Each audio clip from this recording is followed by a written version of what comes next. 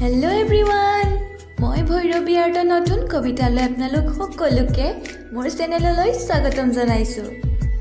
আজি মই আৰম্ভ কৰিবলৈ লোৱা কবিতাটিৰ শিৰোনাম অনুভৱ। কবিতাটি লিখি পঠাইছে শিৱসাগৰৰ পৰা কল্যাণী চাংমাই। তেন্তে দেৰি নকৰি আৰম্ভ কৰোঁ আহক আজিৰ কবিতা অনুভৱ।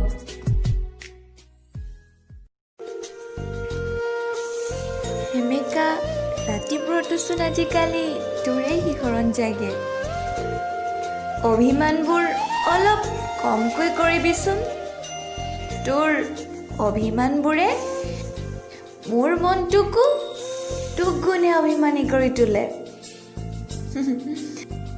ঐ পাগল, অভিমান ভৰা তোৰে ৰঙা মুখখন দেখিলে জান তোলে খং নুঠে, বৰঞ্চ বাৰে বাৰে তোৰ প্ৰেমতহে পৰোঁ। জীৱন নামৰে দীঘলীয়া বাটটোত তই কেৱল মোৰ সাৰথি হৈ ৰ। বাধা যিয়ে নহওক তোৰ দুহাত ধৰি পাৰ হৈ যাম, আৰু পৰিস্থিতি যিয়ে নহওক তই কেৱল সাহস দি যা। তোৰ একাউণ্টৰ পাছৱৰ্ড নালাগে মোক, মোৰ নামটো তোৰ ফেচবুকৰ বায়'ত লিখিবও নকওঁ।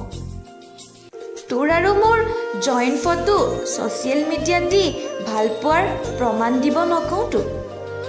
মাত্ৰ তোৰ অলপমান কেয়াৰ, মৰম আৰু সঁহাৰি পালেই হ'ব।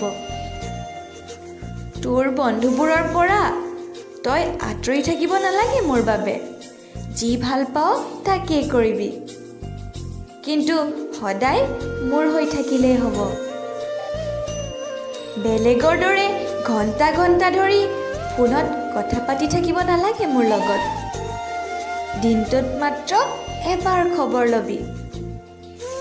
কোনো সন্দেহ নথকাকৈ তোক ভাল পাই যাম।